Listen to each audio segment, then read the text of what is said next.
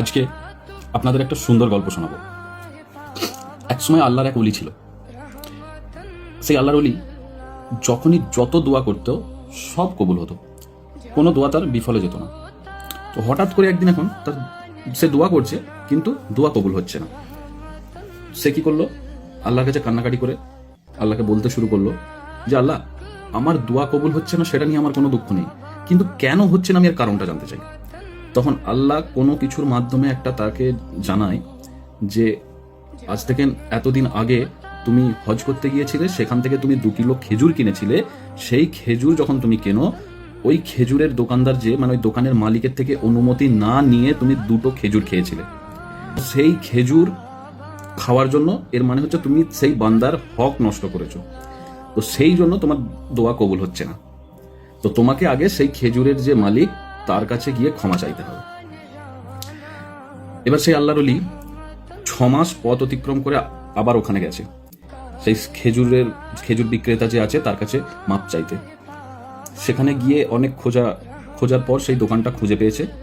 খুঁজে পেয়ে দেখে সেই দোকানদার নেই, অন্য একজন আছে। তাকে গিয়ে বলছে, আমি 6 মাস আগে হজ করতে এসেছিলাম, তো এসে আমি এখান থেকে খেজুর কিনেছি, আমি 2টো খেজুর খেয়েছিলাম, সেই খেজুরের আমি দাম দিই নাই আর অনুমতি ছাড়া খেয়েছি, সেই জন্য এখানে যে দোকানদার ছিল তাকে আপনি ডেকে দেন, আমি তার কাছ থেকে ক্ষমা চাইবো। তখন সে বলে সেটা আমার আব্বা ছিল। তখন দোকানদার বললো সেটা আমার আব্বাজান ছিল, আমার আব্বাজান আজ এতদিন হয়ে গেছে, সে মারা গেছে। তো এই ব্যবসা এখন আমরা 2 ভাই মিলে সামলাচ্ছি, আমি ছোট আর একজন আছে বড় ভাই।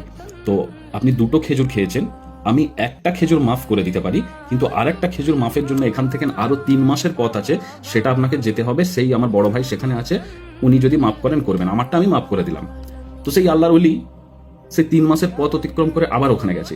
অলরেডি 6 মাসের পথ অতিক্রম করে এসছে, আরো 3 মাসের পথ অতিক্রম করে সেখানে গেছেন। সেখানে গিয়ে বড় ভাইয়ের সঙ্গে দেখা হয়েছে, বড় ভাইকেও ঘটনাটা পুরো বলে। তখন বড় ভাই মনে মনে ভাবে যে 6 মাসের পথ অতিক্রম করে ওখানে এসছে, আরো 3 মাসের পথ অতিক্রম করে আমার কাছে এসছে, 9 মাসের পথ অতিক্রম করে একটা খেজুরের মাফ নিতে আমার কাছে এসছে, তার মানে এ কোনো সাধারণ ব্যক্তি নয়। ইনি সেই জিনিসটাকে কাজে লাগাবার জন্য, তখন সেও এক আল্লাহর ব্যক্তি ছিল, মুমিন বান্দা ছিল। সে বলছে, দেখুন আমি আপনাকে এইভাবে মাফ করতে পারবো না, আমার একটা শর্ত আছে। তখন বলছে, বলো তোমার কি শর্ত?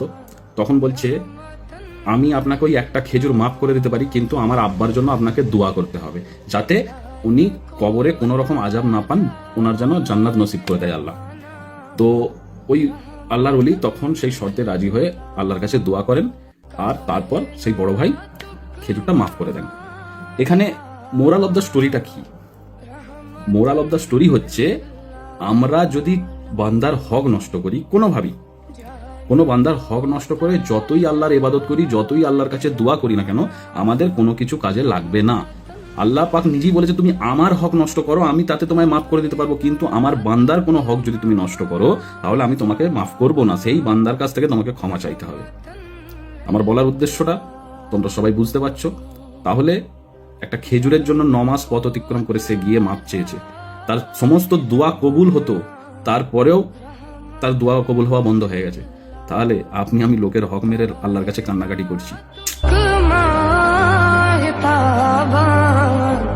রহমতন